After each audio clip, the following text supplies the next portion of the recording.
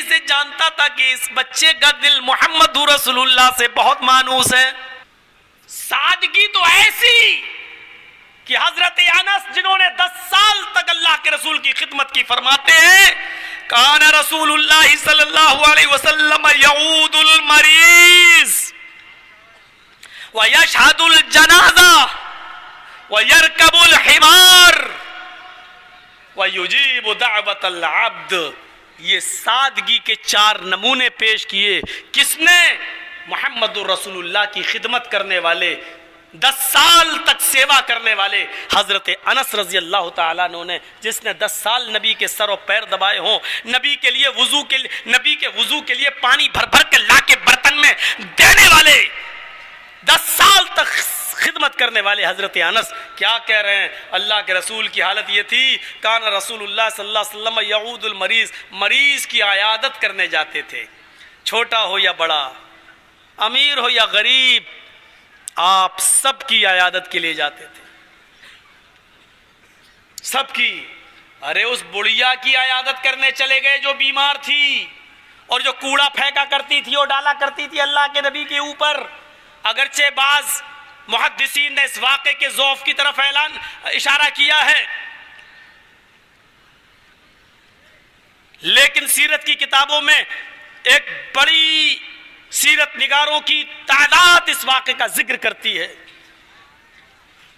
اور چلو اس واقعے کو ہم مان لیتے ہیں تھوڑی دیر کے لیے ضعیف، لیکن وہ واقعہ تو صحیح بخاری کے اندر موجود ہے کہ ایک 12 سال کا یہودی بچہ جو اللہ کے نبی کی خدمت کرتا تھا، نبی کی باتیں سننے آتا تھا، جب وہ بیمار ہوا تو اللہ کے رسول اس 12 سال کے بچے کو دیکھنے کے لیے بھی چلے گئے، یہودی بچے کی عیادت کرنے کے لیے چلے گئے.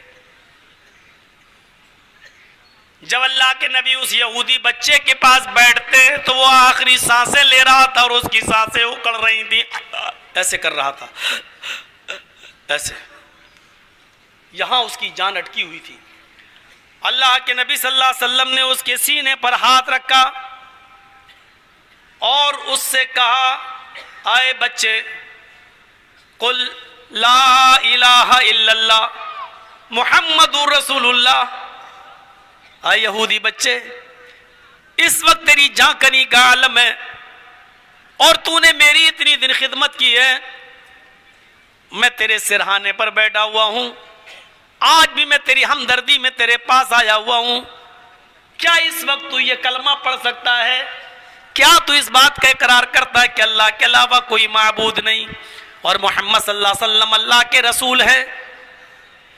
اس یہودی بچے نے اپنے باپ کی طرف دیکھا، اگر یہ کلمہ پڑھ لیتے ہیں تو کہیں میرے باپ مجھ سے ناراض نہ ہو جائیں. اپنے باپ کی طرف دیکھا، باپ پہلے ہی سے جانتا تھا کہ اس بچے کا دل محمد رسول اللہ سے بہت مانوس ہے. یہ نبی کے پاس جاتا تھا، نبی کی باتیں سنتا تھا، نبی کی سچائی کا اعتراف کرتا تھا، نبی کے واقعات آگے گھر میں بتاتا تھا، اللہ کے رسول سے سچی محبت کرتا تھا. باپ نے دیکھا کہ میرے بچے کا دل شروع سے ہی محمد رسول اللہ کی طرف مائل تھا، تو آخری وقت میں اپنے بیٹے کا دل میں کیوں توڑوں؟ تو انہوں نے اشارہ کر دیا سر سے، ہاں بیٹے تم شروع سے ہی نبی کی تعریف کرتے تھے، اگر تمہارا دل محمد رسول اللہ پر مائل ہے تو تم یہ کلمہ پڑھ سکتے ہو، میری طرف سے پوری اجازت ہے. اپنے باپ کے سر کا اشارہ دیکھا تو اس یہودی بچے کے چہرے پہ مسکراہٹ آ گئی اور اس نے اپنی لکلانے والی لکنت جو ہوتی ہے آخری وقت میں اس ہکلانے والی زبان سے کلمہ پڑھا، اشہد ان لا الہ الا اللہ و اشہد ان محمد عبدہ و رسولہ. اس یہودی بچے نے جیسے یہ کلمہ پڑھا اور 2-3 لمبی لمبی سانسیں لی کرتے ہوئے، اور اسی وقت اس کا انتقال ہو جاتا ہے. اس کلمے کو پڑھنے کے بعد 2-3 سانسیں لیتا ہے اور اس کا انتقال ہو جاتا ہے. اللہ کے نبی صلی اللہ علیہ وسلم بیٹھے تھے، جب آپ نے دیکھ لیا کہ اس کا انتقال ہو گیا تو کھڑے ہو گئے اور کھڑے ہو کر فرماتے ہیں الحمدللہ الذی انقذہ من النار. ساری تعریفیں اس اللہ کے لیے جس نے آخری وقت میں اس بچے کو جہنم کی آگ سے بچا لیا۔ ساری تعریفیں اس اللہ کے لیے ہیں جس نے آخری وقت میں اس بچے کو کلمہ توحید پڑھنے کی توفیق دی اور جہنم سے بچا لیا۔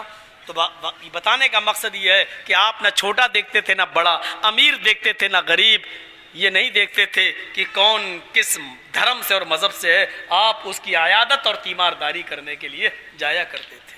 یہ سادگی تھی آپ کی۔ وَيَشْهَدُ الْجَنَازَةَ، حضرت انس کہتے نبی کی سادگی کا حال یہ تھا کہ آپ ہر ایک کے جنازے میں بھی شریک ہو جایا کرتے تھے۔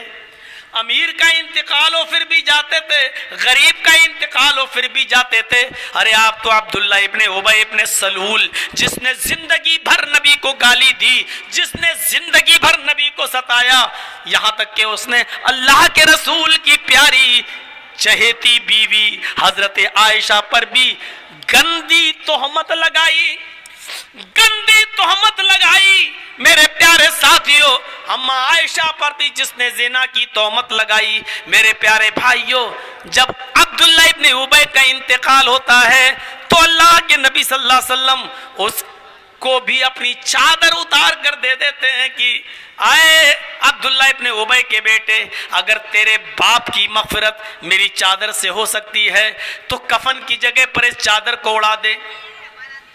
اس نے کہا جنازے کی نماز پڑھا دو۔ اللہ کے نبی اس کا جنازہ بھی پڑھانے کے لیے کھڑے ہو گئے، لیکن اللہ تعالیٰ نے منع کر دیا، اے محمد صلی اللہ علیہ وسلم 70 مرتبہ بھی اگر تم اس کے لیے دعائے مغفرت کرو گے تو میں قبول نہیں کروں گا۔ تب ہٹ گئے۔ تو آپ تو اپنے مخالف اور اپنے دشمن کے بھی جنازے میں شریک ہو جایا کرتے تھے۔ اور ایک مرتبہ تو ایسا ہوا کہ بیٹھے تھے اپنے صحابہ کے ساتھ، ایک جنازہ آ رہا ہے یہودی کا، کسی یہودی کا انتقال ہو گیا، جنازہ آ رہا ہے۔ اللہ کے نبی صلی اللہ علیہ وسلم نے یہودیوں کی شب یاترا دیکھی، اس کا جنازہ دیکھا تو آپ بیٹھے تھے، جنازہ دیکھ کر کھڑے ہو جاتے ہیں، جنازہ دیکھ کر کھڑے ہو جاتے ہیں، تھوڑی دور چلنے بھی لگتے ہیں۔ جب جنازہ آگے بڑھ گیا تو صحابہ نے بڑے تعجب سے پوچھا، اے اللہ کے رسول، آپ ایک یہودی کے جنازے کو دیکھ کر بھی کھڑے ہو گئے؟ یہودی کا جنازہ دیکھ کر کھڑے ہو گئے؟ ارے مرنے والا تو یہودی تھا، یہودی کو جنازے کو دیکھ کر کھڑے ہو گئے آپ؟ تو اللہ کے نبی نے جو جواب دیا وہ جواب کتنا پیارا تھا، فرمایا ہاں میں یہودی کے جنازے کو دیکھ کر کھڑا ہو گیا اس لیے کہ مرنے والا بھی انسان تھا، میں اس کے مذہب کو دیکھ کر کھڑا نہیں ہوا، اس کے انتقال پر اس کے ماں باپ کے غم کو دیکھ کر میں کھڑا ہوا، کیونکہ اپنے بیٹے یا باپ کے انتقال کے بعد خاندان والوں کو غم تو ہوتا ہی ہے، تو ہم انسانیت کا تقاضا یہ ہے کہ ہم ان کے غم میں شریک ہو جائیں۔ یعنی تمہیں افسوس ہے اس کے انتقال پر، ہمیں بھی افسوس ہے، افسوس کرنا کوئی بری چیز نہیں۔ جنازے میں شرکت کر لیا کرتے تھے، کسی کا بھی ہو۔